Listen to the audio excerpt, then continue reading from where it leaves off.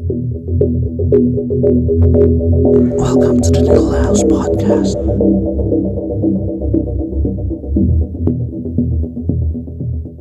Hey yo, what is up, you guys, and welcome back to the Needle House Podcast. This is your boy Marcus II.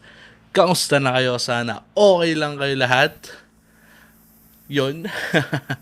Ang init ngayon, no? Parang huminto na yung mga pag-ulan-ulan. So, ang init na naman. Anyways, yun. If you're new to this channel, kung hindi ka pa nakasubscribe, please do subscribe and hit the bell icon para nanonotify ka tuwing may bago tayong video dahil every Saturday, 7 p.m. nag-upload tayo ng bagong video. At kung hindi nyo pa alam, meron tayong Spotify, The Needle House Podcast din with Marcus II. Follow nyo ako doon and leave 5 stars. Okay. ayun lang naman. Same day uploads din ako doon, no, mga kasabwat. It's just that nag-upload ako sa Spotify kasi para since medyo mahaba nga yung mga videos natin ngayon, if you just wanna listen, close mo yung video, pwede mong i-lock yung phone mo at makinig ka lang. No? Kaya nag-upload tayo sa Spotify. Kasi sa YouTube, if you're not parang subscribe sa premium ng YouTube, di mo siya magagawa. So, yun, nilagay ko siya sa Spotify. Anyways, yun. Ano nga bang pag-uusapan natin ngayong araw? Ito, isa to sa pinakamadalas na natatanong sa akin, no? Cover-ups. Yan. Isa rin yan sa pinakamadalas kong ginagawa. Paano ba to? Hindi ko naman sinasabi na magaling ako sa cover-ups or hindi ko sinasabing ako yung pinakamagaling sa cover-up. Pero hindi ko alam, ang dami nagpapagawa sa akin yan mula pa noon. Pero eto kasi, ang daming misconception about cover-ups. No, ang dami ring madalas sa cover-up hindi natutuloy yan eh. Maraming pagtatalo between the artist and the client or the customer, no? So kaya ako siya gustong gawan ng video, no? Para to set your expectations. Kasi yung cover-up kasi hindi talaga siya madali. So you have to really work with your artist.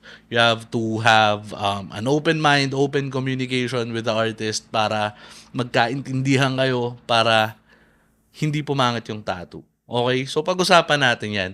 Ano ba yung mga dapat mong isipin or malaman before getting a cover-up? Okay? Number 1, eto, pinakamadalas sa lahat. No? Kapag tinanggihan kayo ng artist sa cover-up, wag kayo ma-offend. Wag sana kayo ma-offend, no? Or wag niyo isipin na, di kasi magaling tong artist na to or whatever. Sabi ko nga, you have to choose the right artist for the right job. Merong mga artist na talagang they specialize in cover-ups, no?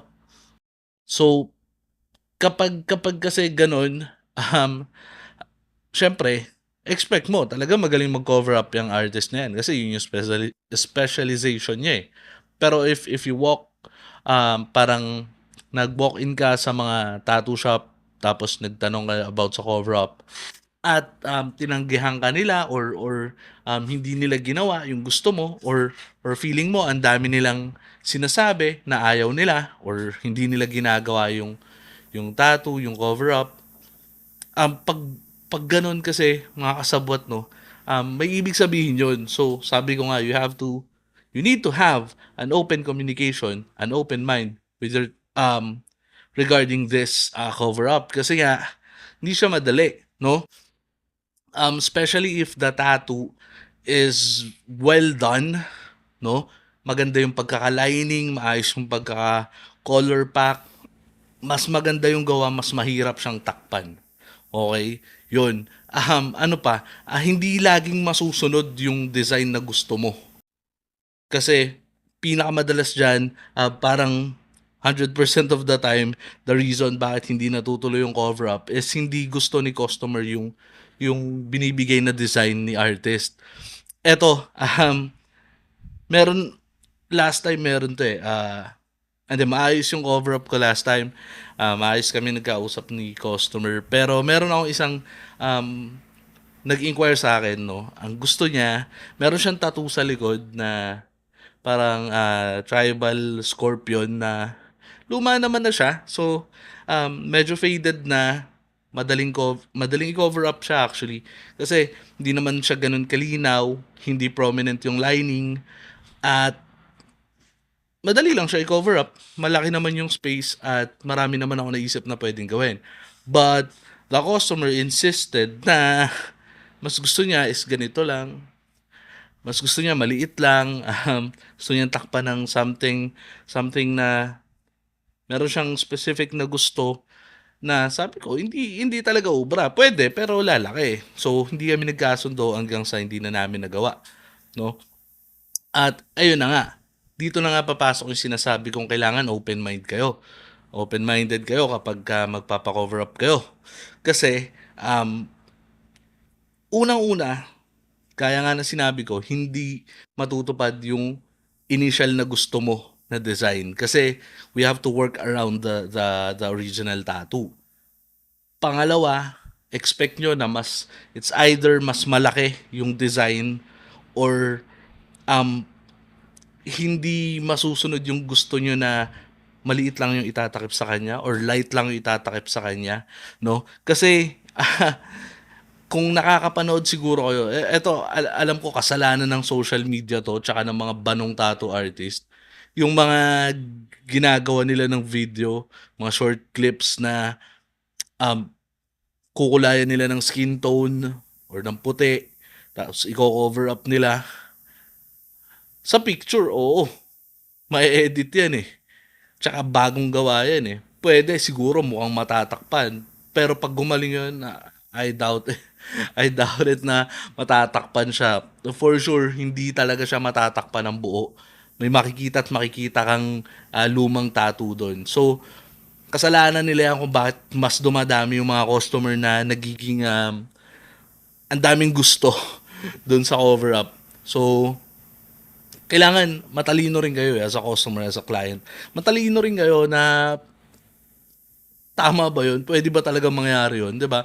You consult a real artist muna. Wag lahat ng nakikita nyo sa internet paniniwalaan nyo, no? So, kailangan mag-usap kayo ng artist kasi magbabato naman si artist ng mga designs na pwede, no? At bilang artist naman, don't let your ego ruin the tattoo of the customer. Minsan may mga artist na, hindi, kaya yan. Sige, oo, kaya yan, kaya yan. At the end of the day, lalong pumangit yung tattoo.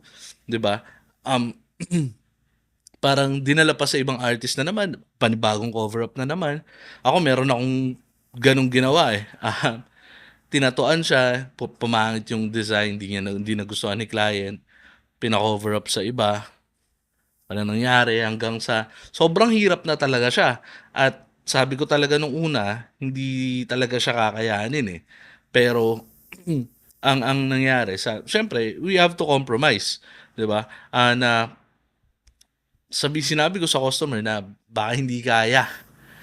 Pwede naman siguro pero subukan natin ng ilang sessions kasi mahirap talaga eh. Dahil nakailang cover up na to, nakailang patong na eh. So ganun, bilang artist, set mo yung expectation ni customer sa totoong mangyayari. Don't let your ego parang sirain yung design talaga or yung balat ni customer. Kasi sayang, hindi lang sayang, kawawa si customer. 'Di ba? Kasi mag-uulit-ulit na naman, panibagong design na naman, 'di ba? Yun, tapos ikaw naman bilang customer, wait lang, kuha tayong inumin. Yan. Bilang customer naman, no? Bilang customer naman, makipag-cooperate kayo kay artist, no?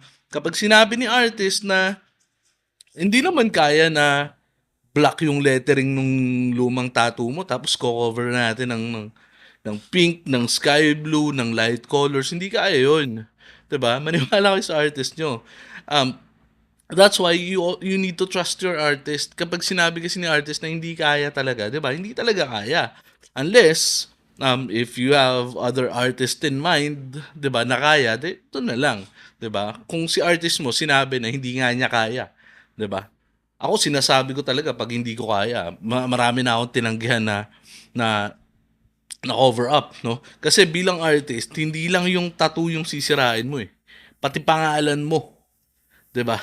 Baka pati buhay ng customer mo masira sa gagawin mo, 'di ba? So, be mindful din as an artist kasi ang hirap kapag pinairal natin yung ego natin. Ako nung bago pa lang ako, aminado ako, meron akong mga cover ups na sinubukan ko talaga siya kasi bago pa lang ako noon eh. And ang maganda lang doon sa ginawa ko, nag-set ako ng expectation na hindi ko sure kung kaya 'to, pero susubukan natin, 'di ba, gano'n. Kasi nagse-set talaga ako ng expectation para kapag pagdating sa huli hindi naman sa para hindi ako masisi, pero at least alam nila na gano'n yung mangyayari na kasi siyempre ako naman bilang artist, hindi naman ako mag-i-improve kung tatanggihan ko ng tatanggihan. So siyempre sinusubukan ko, pinag-aaralan ko rin, 'di ba? 'Yun, siguro ako, talagang nasanay lang ako sa cover up kasi nung bata ako, hindi ako masyado mahilig sa lapis kasi nga may inipin ako, gusto ko magawa agad, gusto ko malinaw, gusto ko bold yung kulay. So, um, natuto ako mag-drawing gamit ballpen, 'yan. So, sobrang talagang hindi ka puwedeng magkamali kasi 'pag nagkamali ka, wala, mahirap nang ayusin. So, ang madalas kong ginagawa nun kapag may pagkakamali ako, dinadaya ko yung drawing ko. So, parang dun natuto yung utak ko na gawan ng paraan mga pagkakamali, 'no. Sabi nga ni Bob Ross 'no, "There are no, parang mistake, just happy accidents." So, parang yun yung nilagay ko sa isip ko. Ginagawa ko siyang, parang ine-evolve ko yung tattoo sa ibang design. So, gano'n. Kasi sabi ko nga sa inyo mga kasabot 'no, ang hirap mag-cover up. Hindi lang kailangan magaling yung skill mo or yung technicalities sa pagta-tattoo, kailangan sobrang galing mo sa fundamentals pagdating sa cover up. Kailangan magaling yung technicalities mo. Plus, kailangan sobrang lawak ng imagination mo. 'Di ba? Para maayos mo ng maayos or magawa mo ng tama yung cover up. Hindi talaga siya madali. Ako, siguro may mga artist na talagang nadadalian diyan. Yun yung gift talaga nila, yun yung dun sila magaling, dun sila nahasa. Pero ako kasi kaya ko, pero kailangan kong pag-isipan ng maigi. Yun, sa akin. So kaya ako ang nangyayari kapag cover ups talaga, mas mataas talaga yung singil ko. Mas mata excuse me.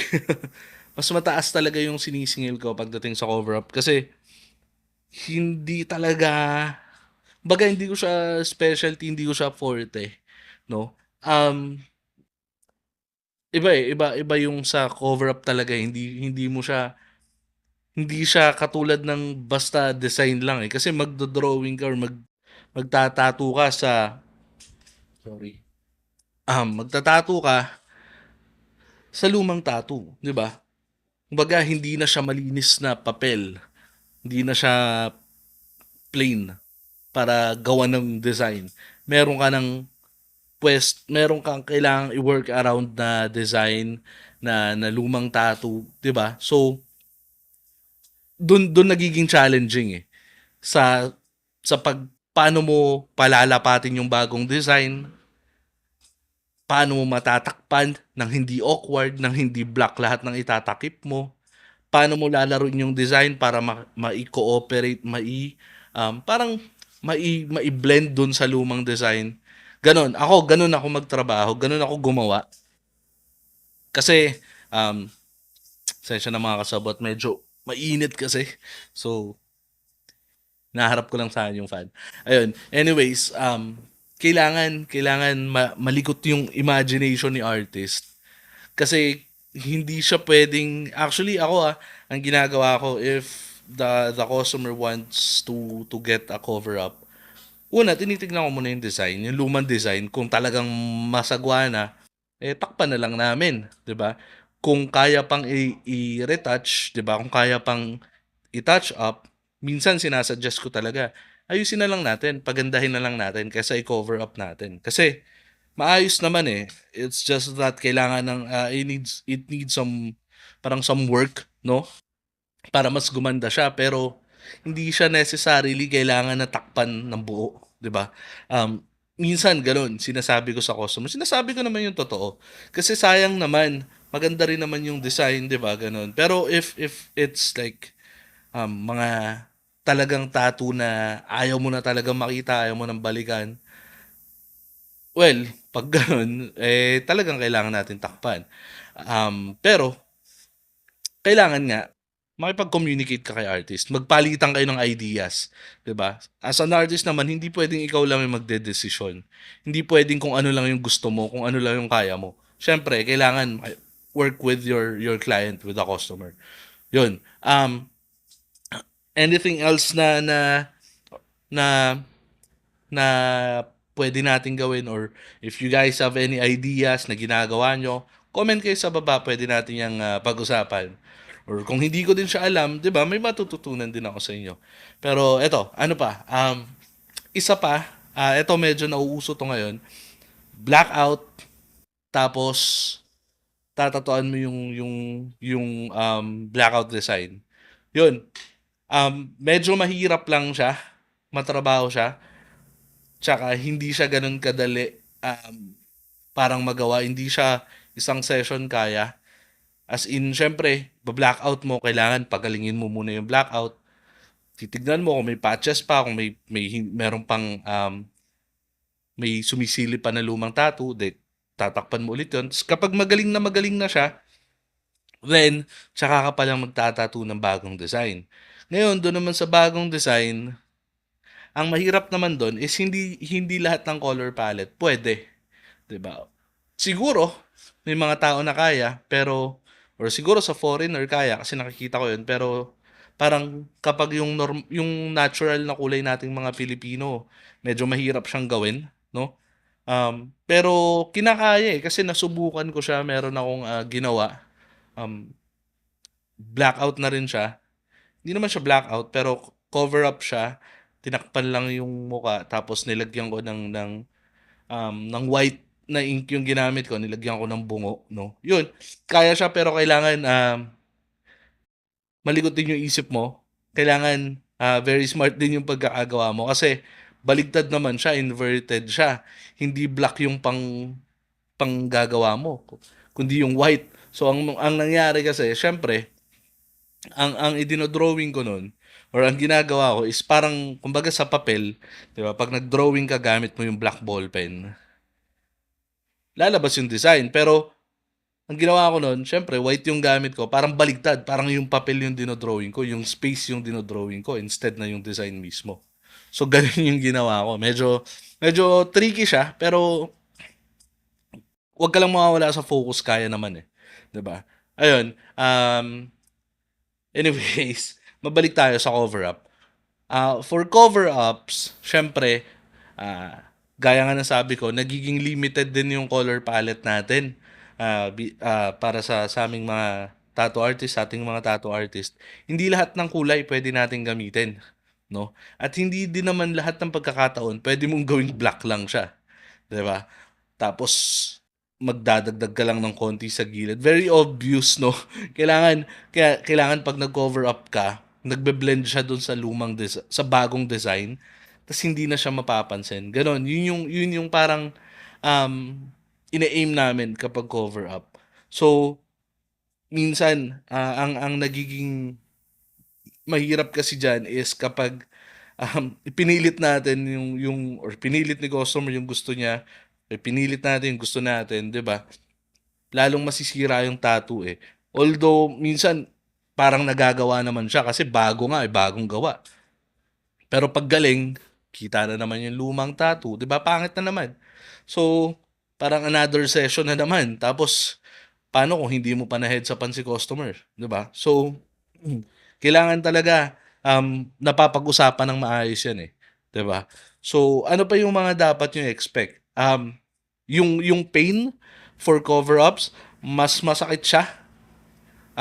Eto, base lang 'to sa experience ko sa mga tattoo ko na cover-ups, tsaka sa mga natatuan ko. Kasi nga, siyempre yung cover-up, yung tatatuan mo is scar tissue na siya, tapos gagawa mo na naman ng bagong design. So, mas masakit siya. Um, Kaya hindi siya kaya hindi talaga siya not every time yun yung pinapayo ko na parang cover up. Minsan, sinasabi ko, workaround na lang tayo. Gawa tayo ng bagong design na parang hindi na mapansin masyado yung lumang tattoo, or i-enhance natin. Tapos dagdagan natin. Minsan ganun na lang yung ginagawa ko eh. Kasi hindi laging maganda pag kinover up mo eh. 'Di ba? Tapos hindi ka pa makapili ng magandang design. So, madalas talaga kung hindi naman ganun kabigat para sa customer yung lumang design, sinasama na lang natin sa bagong tattoo, 'di ba? 'Yun. Ano pa? Ito, worst comes to worst, kapag hindi na talaga kayang takpan, no? Or mahirap talaga siya, kung hindi blackout, kung ayaw naman ni customer ng blackout, minsan we really suggest na ipa-laser muna. Kahit isang session lang, lumabo lang ng konti. Isa or dalawang session. Lumabo lang ng konti, tapos tsaka natin birahin. Para at least hindi na siya ganun kalinaw na madali na siyang takpan. 'Di ba? Ayun. Madami namang puwedeng gawin, pero ayan yung mga dapat niyo i-expect if you're going to get a cover up, or you're going to get a tattoo covered up. 'Yan. At least 'di ba may idea na kayo, hindi yung parang pagdating niyo do'n makikipagtalo pa kayo kay tattoo artist, 'di ba? This is for the clients and the customers. Kailangan, open-minded ka, kailangan, i-expect mo na hindi lahat ng gusto mo magagawa, at expect mo rin na limited lang yung color palette if it's necessary. Kung kailangang mas lumaki pa yung tattoo, then expect mo yun. Expect mo rin na mas mahal talaga pag cover up. Kasi mas mahirap yun eh, 'di ba? And hindi lahat ng tattoo artist gumagawa ng cover up. So make sure you ask the tattoo artist if they do cover ups. If you think na hindi sila confident, or hindi mo nagustuhan, lipat ka ng artist, okay lang yun. Para naman sa mga tattoo artist, don't let your ego ruin the tattoo itself, ruin your name, your art, your craft. Kailangan, let go mo rin minsan yung ego mo, kasi kung hindi talaga kaya, hindi talaga kaya. 'Di ba? Kaysa makasira tayo ng balat, kaysa masira yung pangalan natin. Okay? Ayun, yun lang naman. Sana marami kayong natutunan. Sana nagustuhan nyo tong video na 'to. Kung nagustuhan nyo, like nyo na 'to. Kung nasa Spotify kayo, leave 5 stars. At kung hindi pa kayo nakasubscribe at naka-follow sa Spotify, please follow me on Spotify, and subscribe dito sa YouTube channel natin. And hit the bell icon para nanonotify kayo tuwing may bago tayong video. Okay, yun lang. Peace out. Welcome to the Nicolaus Podcast.